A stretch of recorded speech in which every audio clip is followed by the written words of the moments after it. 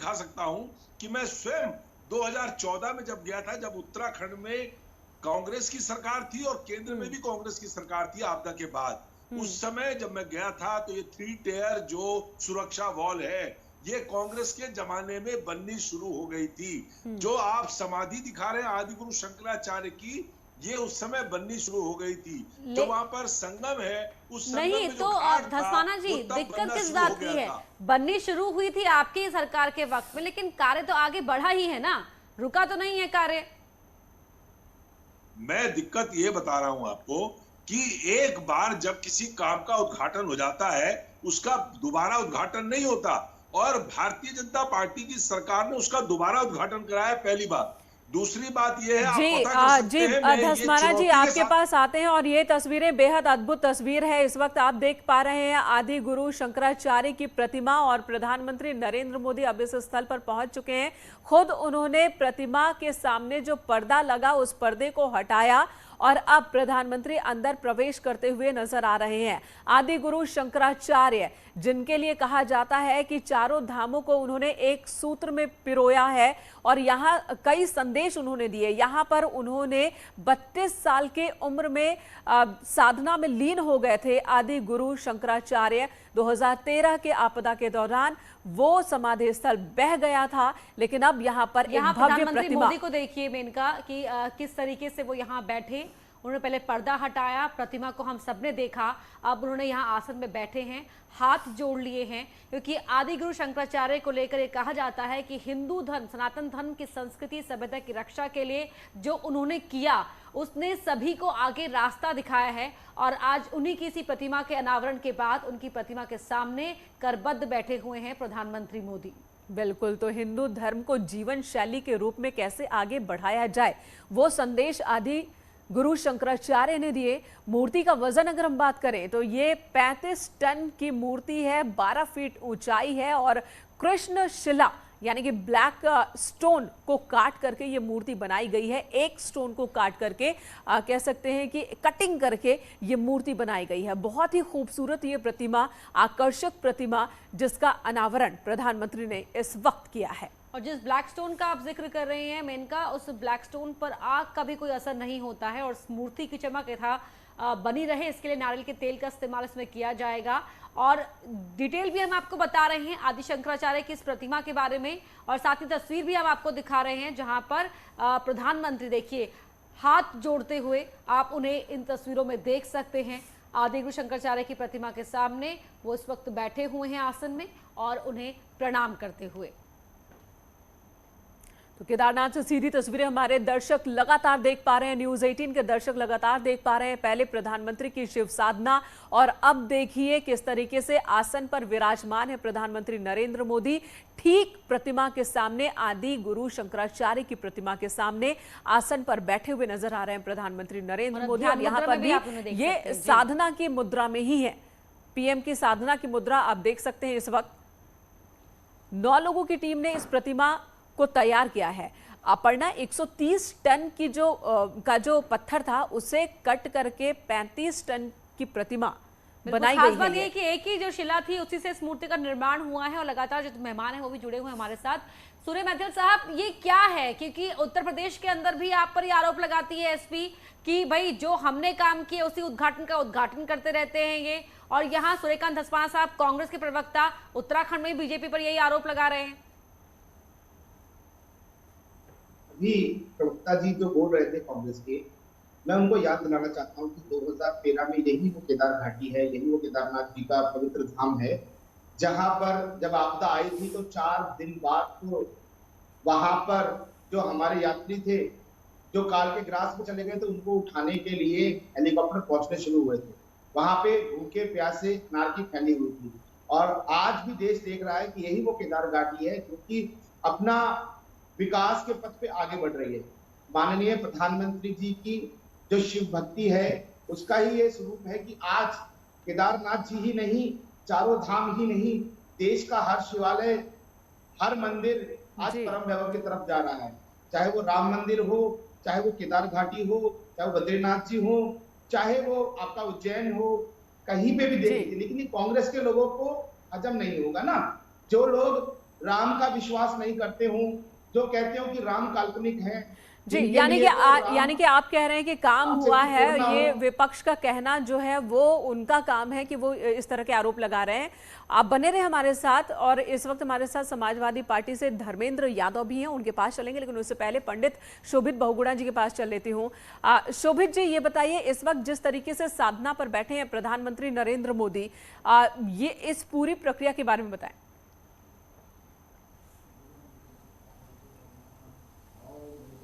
देखिए, साधना से सिद्धि की तरफ जाने के लिए माननीय प्रधानमंत्री नरेंद्र मोदी जी इस समय अग्रसर हैं। माननीय प्रधानमंत्री जी के द्वारा, जैसे कि हम बार बार कह रहे हैं, हमेशा ही संपूर्ण भारत के कल्याण के लिए प्रार्थनाएं की जाती हैं और उसी प्रकार से कार्य क्षेत्र में कार्य भी किया जाता है। कहीं से भी माननीय प्रधानमंत्री मोदी जी के इस दौरे का राजनीतिकरण नहीं होना चाहिए। यह एक आध्यात्मिक यात्रा है। यह जरूर होता है कि कोई भी राष्ट्र नायक अगर आध्यात्मिक यात्रा पर जाता है, बाबा केदार के दर्शन करता है, तो उससे पुनः पूरे के पूरे देश में उनकी, चाहे हम सत्ता की बात करें, चाहे सनातन धर्म की स्थापना की बात करें, चाहे धर्म कार्यों की बात करें, इसमें बढ़ोतरी होती है। जैसा कि मैं आपसे सुन पा रहा हूं कि यहाँ पर विभिन्न विभिन्न पार्टियों के द्वारा इस शिलान्यास पर, इन सारी की सारी चीज़ों पर बिना मतलब के आरोप लगाए जा रहे हैं। ऐसा नहीं किया जाना चाहिए। धर्माचार्य होने के नाते ही नहीं, एक आम नागरिक होने के नाते भी मैं कह रहा हूं कि देश का प्रमुख कोई भी होगा, उसके द्वारा अगर बाबा केदार की आराधना की जा रही हो या भगवान बद्री विशाल की आराधना की जा रही हो, तो उसमें संपूर्ण देश का कल्याण ही होगा। एक जी बिल्कुल, यानी कि ठीक है, धर्मेंद्र यादव जी का भी रिएक्शन ले लेते हैं। चीजें बदलती हैं, आपके पास आऊंगी। धर्मेंद्र यादव जी का भी रिएक्शन ले लेते हैं। धर्मेंद्र यादव जी, सुना आपने, जो आचार्य कह रहे हैं वो भी यही कह रहे हैं कि आरोप इस तरह के गलत हैं। ये एक बहुत ही सुंदर छवि है, सुंदर तस्वीर है, और प्रधानमंत्री का इस तरीके से पहुंचना, इसे पॉजिटिव वे में लेना चाहिए।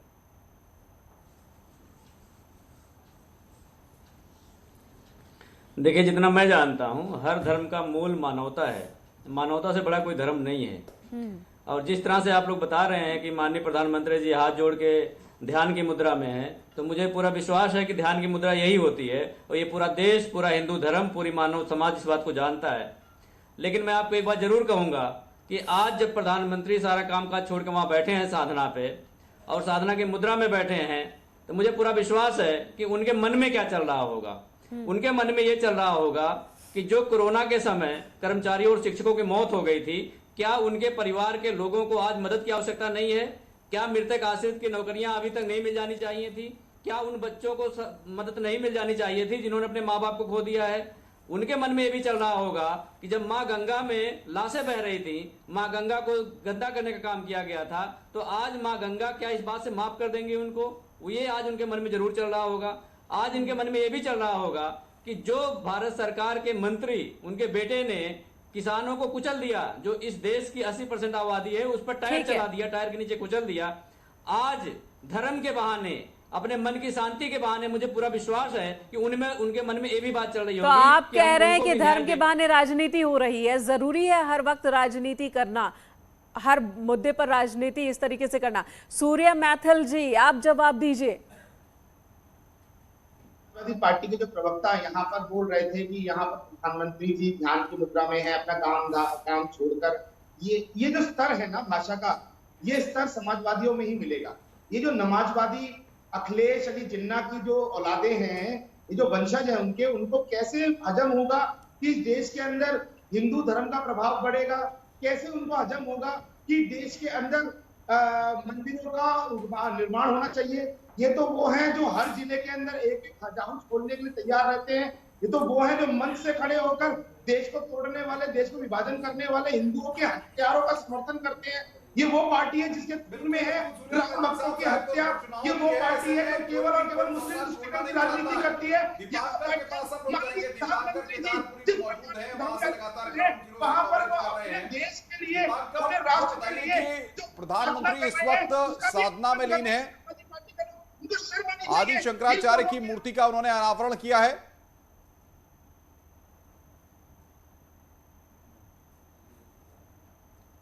दीपांकर, आपको मेरी आवाज मिल रही है?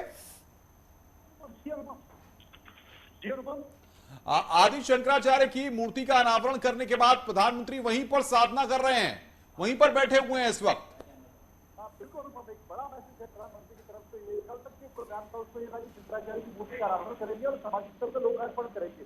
लेकिन अब प्रधानमंत्री की जो तस्वीरें वहां से निकल कर आ रही है, उससे कहीं ना कहीं प्रधानमंत्री ने एक बार फिर मैसेज देने की कोशिश की है कि वो किस तरह सनातन धर्म को मानते हैं। मैं अपने कैमरा पर्सन से कहूँ इसी की वो गुफा दिखाने की कोशिश की, यहाँ से करूँ मोदी गुफा, जहाँ पर प्रधानमंत्री नरेंद्र मोदी ने 2019 में पूरी एक रात बिताई थी। जी दीपांकर, आपकी आवाज अभी पूरी तरह से साफ नहीं आ रही, दोबारा आपसे कनेक्ट करने की कोशिश करेंगे। 3 तस्वीरें इस वक्त टीवी स्क्रीन पर है। मूर्ति का अनावरण किया प्रधानमंत्री नरेंद्र मोदी ने, आदि गुरु शंकराचार्य की मूर्ति का अनावरण, और उससे पहले मूर्ति की परिक्रमा करते भी दिख रहे हैं प्रधानमंत्री और ध्यान में साधना में लीन नजर आ रहे हैं प्रधानमंत्री। ये 3 तस्वीरें आपके सामने टीवी स्क्रीन पर मौजूद है।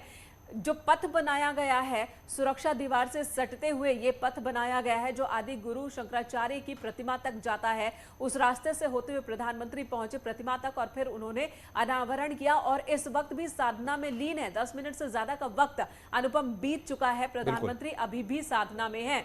दीपांकर के पास दोबारा जाने की कोशिश करते हैं। दीपांकर, अभी भी प्रधानमंत्री साधना में लीन है, यहां से निकलने के बाद का क्या है उनका पूरा का पूरा प्रोग्राम? आवाज मिल पा रही है जी। इनका अब शंकराचार्य की समाधि से प्रधानमंत्री अब यहां से निकलेंगे और इसके बाद प्रधानमंत्री केदारनाथ के आसपास जितना काम हुआ है अभी तक फर्स्ट फेज का, उसका प्रधानमंत्री निरीक्षण करने वाले हैं। और समाधि स्थल के नजदीक का, चाहे वो घाटों का काम हो, यहाँ पर एक हॉस्पिटल की बात हो, यहाँ पर संगम के घाट की बात हो, पुलों की बात हो, मैं अपने कैमरा पर्सन से कहूँ वो दिखाएं, तो पुलिसकर्मी तैनात किए गए हैं हर जगह पर जहां पर प्रधानमंत्री पहुंचेंगे। ये जो पुल आप देख रहे हैं, मंदाकिनी नदी पर बना हुआ पुल है, यहाँ पर भी प्रधानमंत्री को आना है। आप देखते हैं सिक्योरिटी पर्सनल वहां पर लगातार आपको नजर आएंगे। इसके अलावा मैं अपने कैमरा पर्सन से कहूं तो GMVN का, गढ़वाल मंडल विकास निगम के जहां पर कॉटेजेस हैं, यहां पर सभी यात्रियों को आप देख पाएंगे तो रोका गया है। तब तक ये यात्री आगे नहीं आ पाएंगे जब तक प्रधानमंत्री नरेंद्र मोदी यहां से निकल नहीं जाते हैं। और कुछ यात्रियों को अभी बीच में यहां पर से छोड़ा गया था, वो इसलिए कि जो चेयर्स यहां पर लगाई गई हैं जनसभा के लिए, वहां पर जो तीर्थ यात्री प्रधानमंत्री मोदी को सुनना चाहते हैं और जितनी कैपेसिटी है उतने यात्रियों को यहां पर छूट दी गई आगे आने के लिए। तो अब प्रधानमंत्री यहां समाधि स्थल से निकलेंगे और समाधि स्थल से निकलने के बाद मंदिर के आसपास के पूरे क्षेत्र का निरीक्षण करेंगे। और जो पुल मैंने आपको अब से कुछ देर पहले दिखाया, यहां पर प्रधानमंत्री एक मिनी वैन के जरिए पहुंचने वाले हैं। तो चीफ सेक्रेटरी यहां पर है, मुख्यमंत्री यहां पर है, तो उत्तराखंड गवर्नमेंट को किस तरीके से और आगे वर्क करना है वो प्रधानमंत्री यहां पर बताकर जाएंगे। और लगभग अभी का अगर आप समय की बात करें तो अभी वक्त हो चुका है 9:29 यानी 9:30 और 11:15 प्रधानमंत्री को यहां से रवाना होना, तो लगभग 1.25 घंटे का वक्त अब बचा है। 10:30 बजे तक प्रधानमंत्री इस पूरे कार्यक्रम में रहेंगे और 10:30 संबोधन की बात थी, संबोधन कितनी देर में वहां पर होगा दीपांकर? करेंगे अनुपम, ये माना जा रहा है कि 10:15 से और 10:30 बजे के बीच में प्रधानमंत्री का संबोधन शुरू हो जाएगा लगभग, क्योंकि प्रधानमंत्री जब भी कोई जनसभा को संबोधित करते हैं या कहीं पर भी देश को संबोधित करते हैं तो लगभग 35 मिनट से लेकर और 50 मिनट के बीच की एक एवरेज टाइमिंग रहती है प्रधानमंत्री के संबोधन की। तो अगर वो 10:15 बजे से लेकर 10:30 बजे के बीच ये संबोधन शुरू करेंगे तो 11 बजे और 11:05 के आसपास तक उनका संबोधन चलेगा और उसके बाद सिर्फ उन्हें 5 मिनट का वक्त लगेगा उसी हेलीपैड तक पहुंचने में, जहां पर प्रधानमंत्री अब सुबह पहुंचे थे 8:30 बजे के आसपास। तो वो फिलहाल जो अभी MI था वो यहां से रवाना हुआ है, हो सकता है रिफ्यूलिंग के लिए गया हो या अपनी रेकी के लिए गया हो, लेकिन अभी यहां पर आएगा MI-17 क्योंकि वक्त लंबा है। तो प्रधानमंत्री को यहां से 5 मिनट लगेंगे, सिर्फ मंदिर से हेलीपैड तक पहुंचने में प्रधानमंत्री को सिर्फ 5 मिनट का वक्त लगेगा। तो माना ये जा रहा है कि प्रधानमंत्री का जो संबोधन होगा, तमाम मेहमान भी हमारे साथ मौजूद हैं, पंडित संतोष खंडूरी जी भी हमारे साथ मौजूद है। संतोष खंडूरी जी, 10 मिनट से ज्यादा का वक्त बीत चुका है, अभी भी आदि योगी की प्रतिमा के सामने ध्यान में बैठे हैं प्रधानमंत्री नरेंद्र मोदी। और इतना लंबा ध्यान, हालांकि इससे पहले तो कई घंटों का लंबा ध्यान उन्होंने गुफा में किया था और आज फिर। बहुत अच्छा प्रश्न आपने किया। वाकई में ध्यान मूलम और ज्ञान मूलम, ध्यान मूलम गुरु मूर्ति, पूजा मूलम गुरु पदम, मंत्र मूलम गुरु वाक्यम, मोक्ष मूलम गुरु कृपा, ये चारों शब्द यहां पर देखने को मिलते हैं। अर्थात यहां आकर ज्ञान मिलता है और यहां आकर ध्यान लगाना पड़ता है।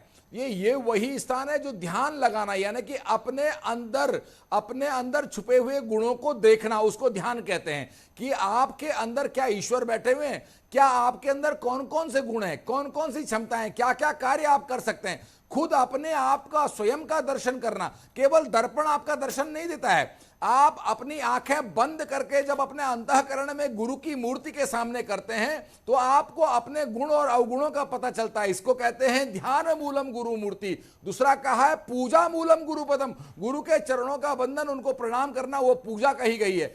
मंत्र मूलम गुरु वाक्यम, गुरु ने जो मंत्र दिए हैं वो गुरु के वाक्य हैं। मंत्र क्या है? मन को शादिए और हर मानव की सेवा कीजिए, हर जीवों की सेवा कीजिए, हर किसी पर दया कीजिए। ये अभी मैं दसमाना जी को सुन रहा था, बहुत अच्छी बात है, लेकिन ऐसा नहीं है। निश्चित ही जो व्यक्ति धार्मिक मार्ग पर चलता है, धर्म का कार्य करता है, वो निश्चित ही सबका कल्याण की भावना सोचता होगा। ये निश्चित ये कटु सत्य है। और ये अपने आप को साधने का मतलब है हर किसी के कल्याण की बात करना है।